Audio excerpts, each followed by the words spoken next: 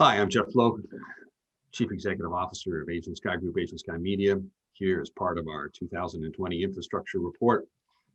This morning, I have a great pleasure to talk to a longtime colleague from the region, Dexter O.Ampong, who's the General Manager of INAEC, one of my favorite companies in Asia. It has such a fascinating history, been around since the 30s. Dexter, it's great to have you. Great to see you. Look forward to you giving adding some comments to all the other ones we have. How are you this morning? Great. Thank you for having me here, Jeff. It's a pleasure. It's great to see you.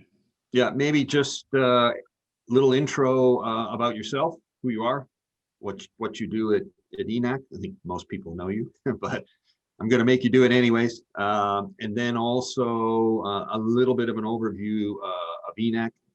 Again, you're one of, like I said, one of my favorite operators in the, you do everything, charter, management, FBOs, maintenance, training, you name it. Yeah, exactly. And have been doing it for many years very successfully. All part of the Lopez family in the Philippines, great pedigree, just all around a good story. But please, Dexter, a little introduction, please. Yeah, I think you said it already, Jeff. But anyway, I'm Dexter O.Ampong. I'm the GM of INAEC Aviation Corporation. So INAEC is really has been in the business for almost 80 years already. Yeah. So we keep it low and low key. So anyway, the primary business of INAEC is we provide services to our big clients like the oil and gas industry in the country. So we provide helicopter services from the mainland to their offshore platforms. So that's one area. Essentially, INAEC is supported with 4 pillars of business. So one, as I mentioned already, these are long-term contracts with businesses requiring helicopter services or airplane services. Second pillar of the business is aircraft management. So we already have this technical know-how, and some aircraft owners believe in us, so they allow us to manage their aircraft, handle their aircraft from operations, maintenance, and even allowing us to charter their aircraft to third party, which brings us to our third pillar of the business, the on-demand charter. So this essentially, the aircraft management and on-demand charter goes hand in hand. Basically, most aircraft owners, they don't use their machines that often. So they allow us to charter it to third party. Obviously, we get to share the proceeds of that on-demand charter. And fourthly, the fourth pillar of the business is FBO. So in the course of our services to our main clients, we were able to accumulate several hangars across the country, from as far as north as Clark, Manila. We have several hangars already in Manila, then El Nido, Palawan, and then Puerto Princesa. We have partners in Cebu and in Davao providing hangar services. Anyway, we can provide these services to mostly international clients coming in from abroad with their jets. We take care of their aircraft. So from entry permit to exit permit and everything in between, we provide that services to them. So that, in essence, is the 4 pillars of INAEC supporting the business. I noticed you didn't say maintenance, but that must be in there. Yeah, that must be in there somewhere. Yes, normally the maintenance part is under the FBO. So FBO is all-encompassing area of business. So we provide our maintenance service is level 1 maintenance. So we provide this even to aircraft that we don't manage. We provide those kind of services. It's not so much a big contributor to the business, but we try to make it to grow it big. So all these areas, speculative businesses, all the businesses that we initiate and start and hopefully grow, we lump it within the FBO Okay. pillar, and hopefully we can separate it and make it a standalone business on its own. Right. Become that fifth pillar. So Exactly. Yep. Exactly. so what I'm going to do is to just get your views on the I guess the state of affairs when it comes to infrastructure in the Philippines. So airports, FBOs, maintenance. Initially on the Philippines, that's obviously your home turf and what you're probably obviously most familiar with. But at the same time, as we all know, we all just don't operate within our own country. And so then I'll probably, once we sort of talk about the Philippines, we can then maybe expand that to the local region, because you're certainly flying, if you will, north at times, I'm sure, and south at times. So I guess get your thinking or thoughts on bigger part of the Asia market, what you think in regards to infrastructure. But first of all, so how are things in the Philippines, and where do you see the challenges as far as infrastructure in the Philippines? We during the before the pandemic, we have issues about airports. It has always been an issue here in the Philippines. It's a bit congested, as you might have experienced coming into the country. There's always a delay in aircraft coming into the airport. They have to go around and they have to essentially queue before they could land. So that has always been an issue. And upon landing, another one is the not so efficient way where the terminals have been designed. Maybe because of the congestion, the lack of capacity. So most of the terminals we have are way below designed, way below what they are currently handling. Sure. Yep. So that has always been an issue. But right now, during the pandemic, obviously because of the reduction in the flights and landings, that has become manageable already. So coming in and out, even for domestic and international flights, has not been an issue anymore. But another aspect that I'd like to touch on with regards to infrastructure in the country for business aviation is the training. We don't, obviously we have to comply with the training requirements set by the government and other standards that we are complying with. So these trainings, we are doing it in the US. So you can just imagine the cost of bringing sending pilots to the US, housing them there. Obviously, we have to underwrite all the costs of sending the pilots there for training and then bringing them back. So that has always been a concern, a major cost concern for training, even for our mechanics. So they do the recurrency training for certain types of aircraft, and they have to do it abroad as well. So the cost of having the certificate as an operator, obviously you have to comply with the training, as well as the AMO, the maintenance side of the business, has always been expensive. So that was before, but obviously that will continue. Now, during the pandemic, because of travel restrictions, the civil authority has extended the certificate, Right. What do you call that, the timeline. Yeah. So you're supposed that training, so they've extended the time frame. The validity of those currency has to be supposed to be 1 year. Because of this travel restriction, they have extended it to more than a year until we're back to normal, or we can travel to the US. Mostly our trainings are done in the US. But if you go back to airports, FBOs, MROs, I mean, is it, when you talk about congestion in Manila, is it because it's really the only valid port of entry? I mean, there's no other place to go.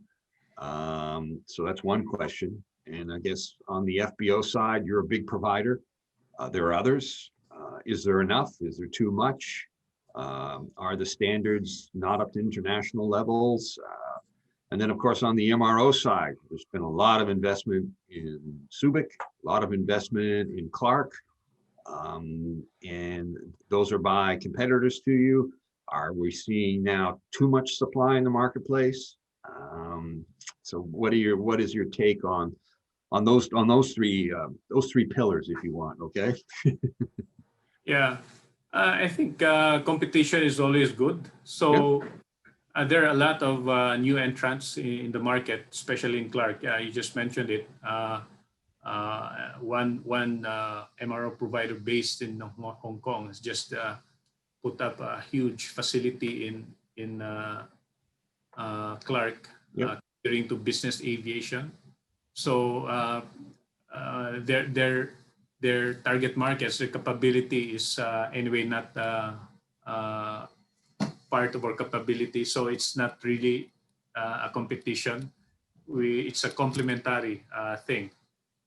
They're catering to big business jets.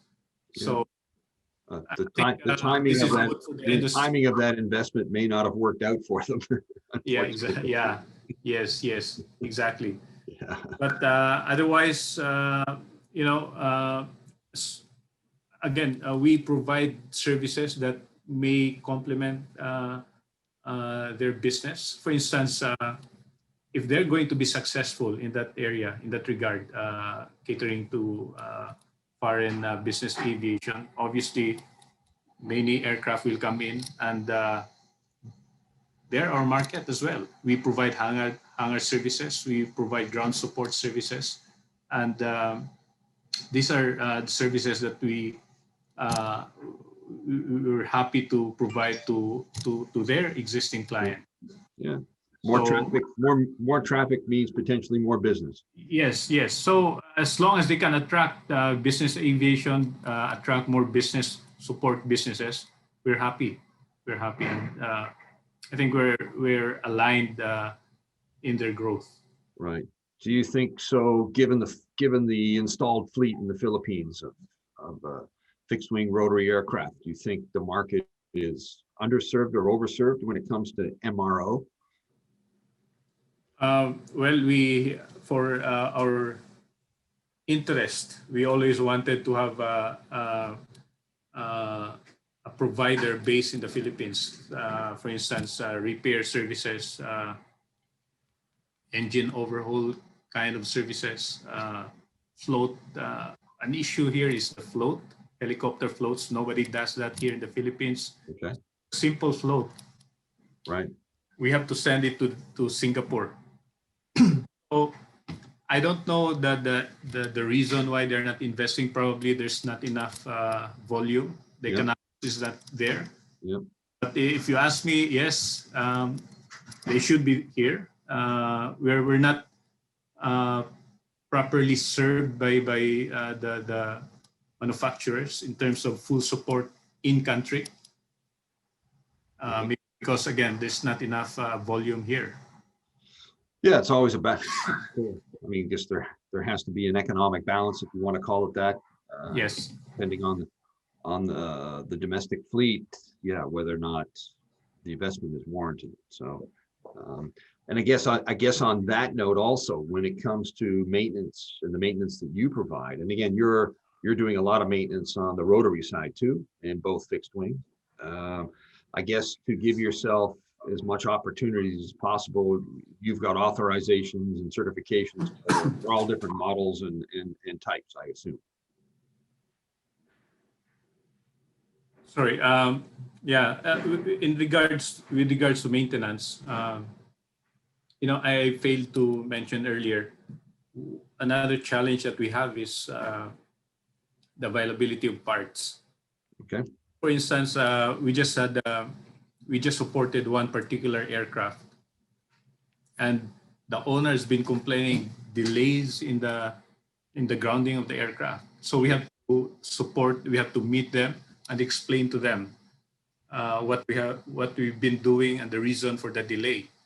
The delay has been 4 months already. So 4 we months. Wow. Okay. 4 months for simple. I understand why he's unhappy. Okay. Yeah, obviously, and so are we. I mean, Yeah. we were not happy about ourselves either. So we explained to him day to day, what have we done day to day. It turned out that we put it in a matrix, the days that our people are actually working for that more until now. It's still running, so it's now more than 4 months already. The number of days that our people are working on that aircraft is less than 15 man days. 15 man days. Right. The rest is just waiting of parts. Right. And that And why is thing that? here is we're even dealing with the manufacturer office, representative office here in country, in the Philippines. We're not like buying parts from other providers. Right. We bought directly from the aircraft manufacturer.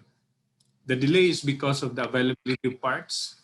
It has to come from Europe, some comes from the US. Right. So nothing in Singapore. None. So I think there are 4 major part items that are needed. 2 came early on, but until now the other 2 are not yet arrived. So this kind of issues are really it's getting annoying already. Yeah, I can imagine. Well, as we've talked before, I mean, for an owner, it's all about aircraft availability. I mean, that's all he cares about. So I want my maintenance downtime to be as short as possible because I want my airplane back. So and everything's not, it's really beyond our control. So Not do anything except hammer the manufacturer representative office in the country. Right. And they have limitations also. Yeah.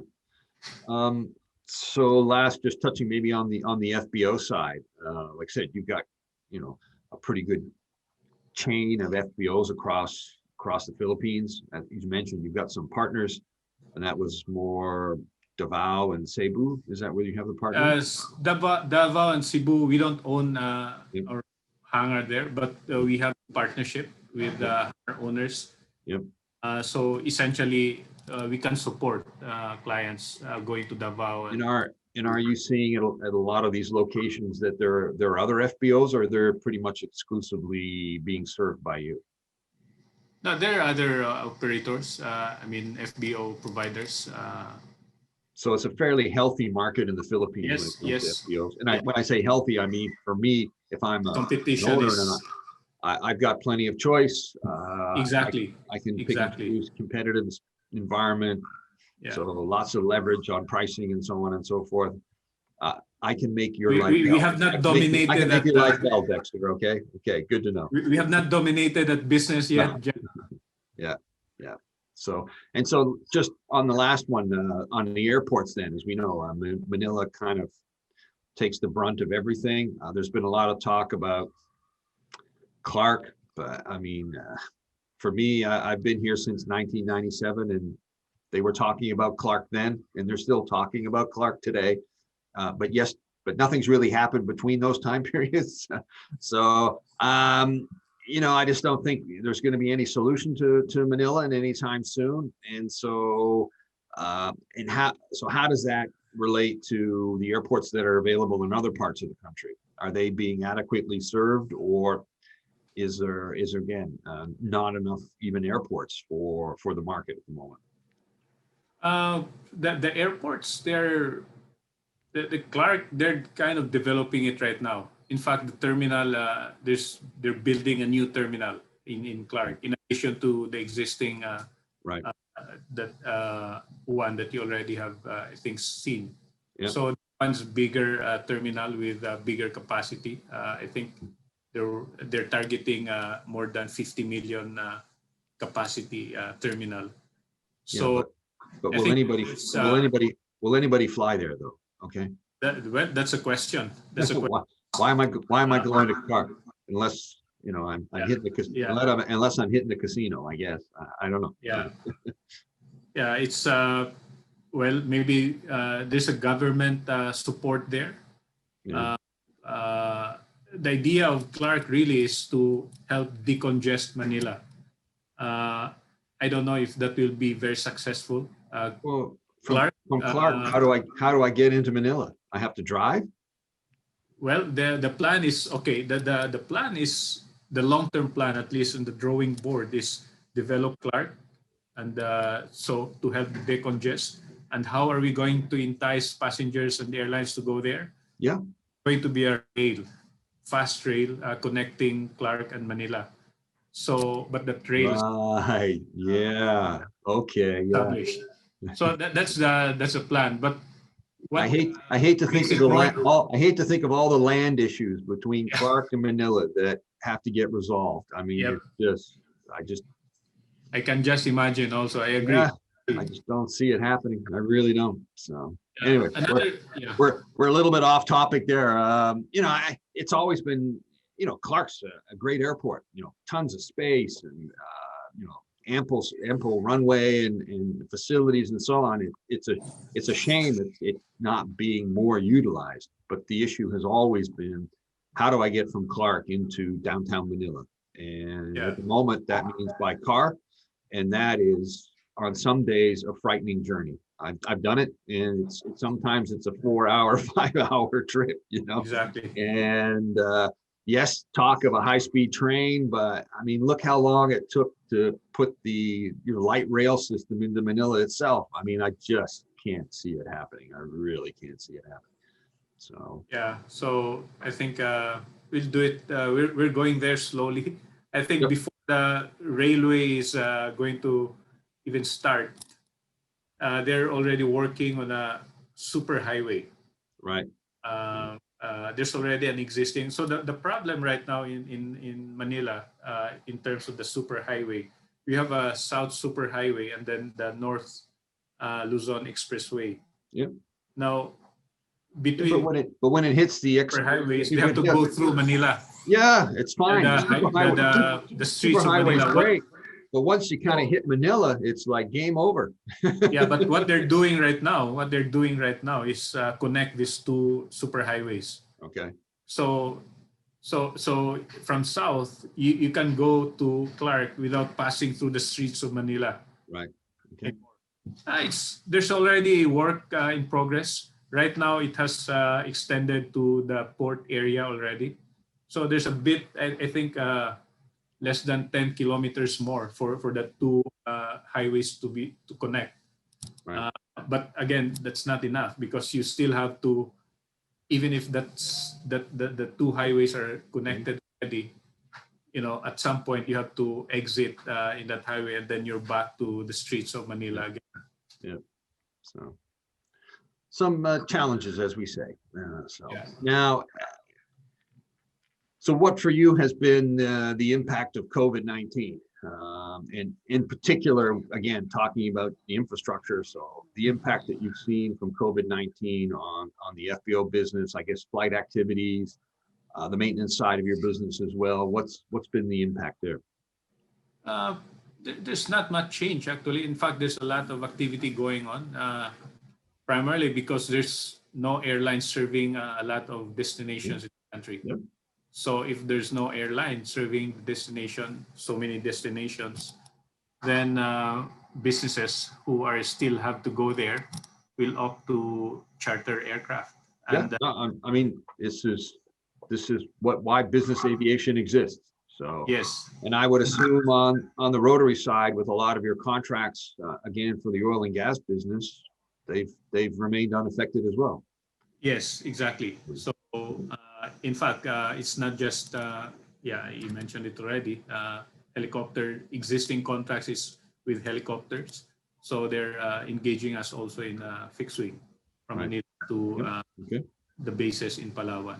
So if you again look then at the 4 pillars, so for charter then, A lot of the experience through the year has been initially, February, March, April, there was certainly a drop off as I think everyone sort of digested COVID-19, but a lot of operators, and you can tell me if the same experience for you, there's been a good substantial bounce back.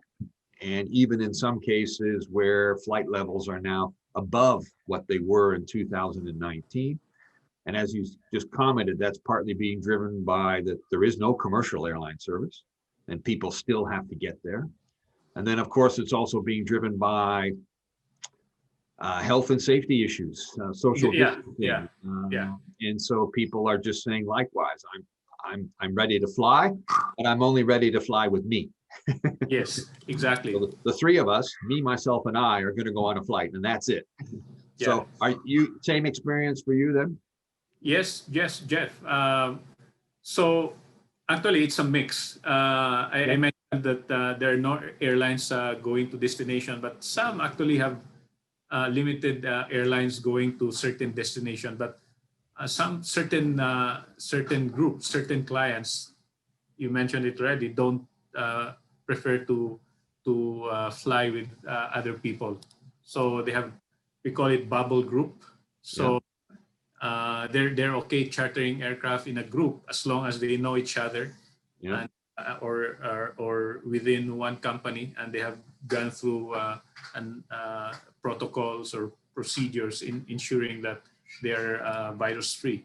Right. Now, are these existing customers or are they new to the business? They've been there. They're our customers before, but so you're not seeing an influx of first timers that have decided I need to look into this and try it because of health and safety issues.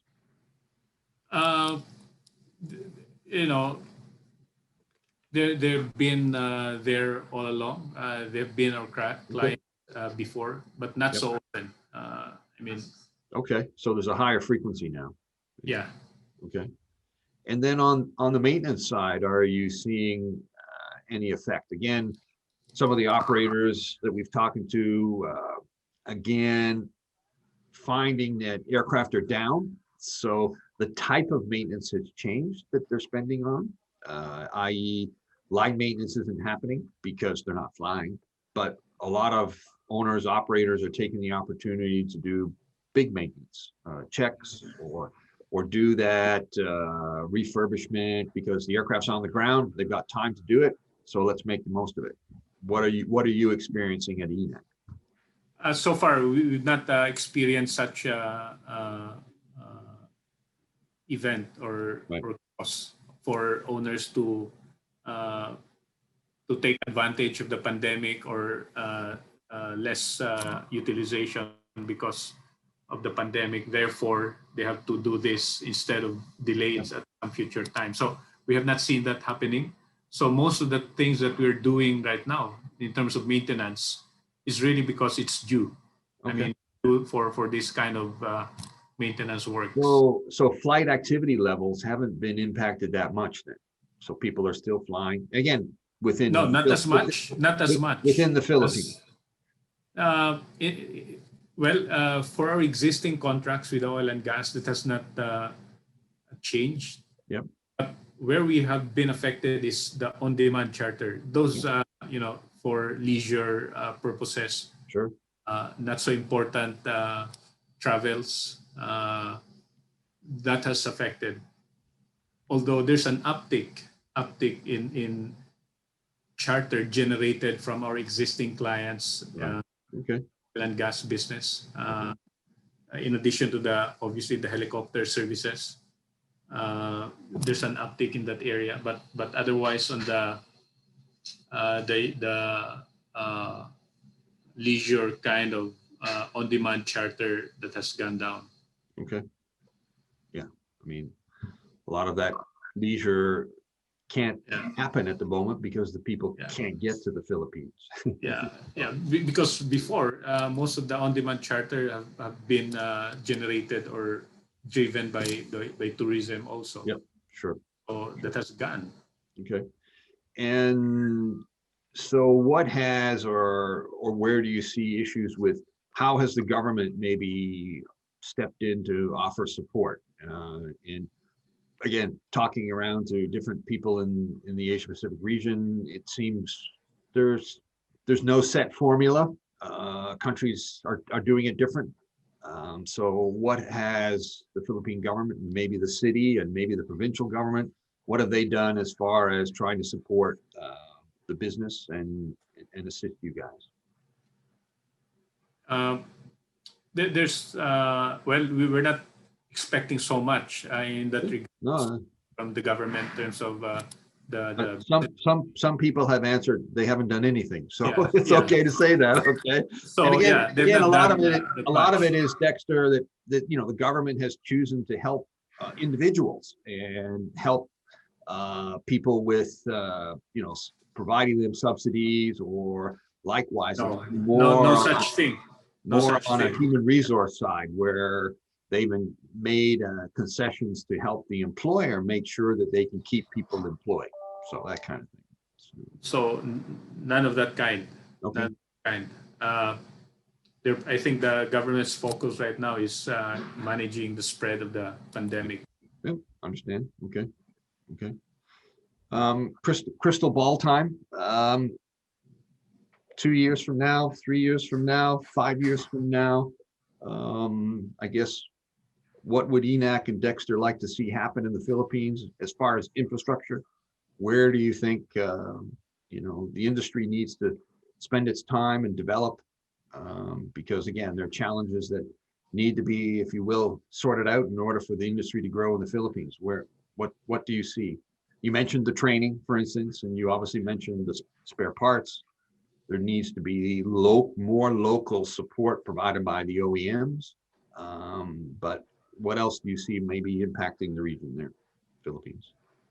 Well, I can tell you exactly what will happen the next 5 years, but what I want to see is more manufacturers really supporting the operators here in the country with their own base Right. in the Philippines, and really supporting in terms of immediate parts availability, and then some investors coming in to provide training support to the requirements of the country. So I wish we don't have to send pilots abroad for training every year. Even for mechanics, we hope that there's no more need for us to send mechanics to abroad for their recurrency training. Although we're trying to do something about that, we have established a training organization where we train our own maintenance and engineers for their recurrency training. We hope to expand it to provide services to third-party mechanics. Just on that thought, I mean, one of the consequences again of the pandemic is a lot of this training has now been forced to go online, and certainly most of the major training providers, flight safety and the CAEs of the world, like I said, their maintenance training and other trainings have all been now put onto some form of virtual format, and so possibly. Yeah, we've done that. Yeah, we've done that. One manufacturer offered an online training, so we took advantage of that. Yep. But that's only for one manufacturer. Right. But the others, they're not doing that. This is for mechanics, Yep. or maintenance engineers. Yep. But for pilots, yeah, no, I understand they're kind of hard on virtually, but certainly for some of the maintenance programs, Yes. maybe they can be satisfied online. And again, I think certainly the pandemic has forced a lot of the OEMs to look at this and make that investment, because it still may be some time before people are able to move around. And as we all know, whenever the pandemic does come to an end, everyone's going to have to get recertified and go through some sort of recurrent training. and get current again before they're going to be allowed to fly or do any maintenance work on an aircraft. So it's an issue that the industry is going to have to face. So yeah, okay. Dexter, appreciate the time. It's always great to get your comments, if you will, insights on what's happening in the Philippines. Really appreciate it. So thank you very much. Thank you again, Jeff.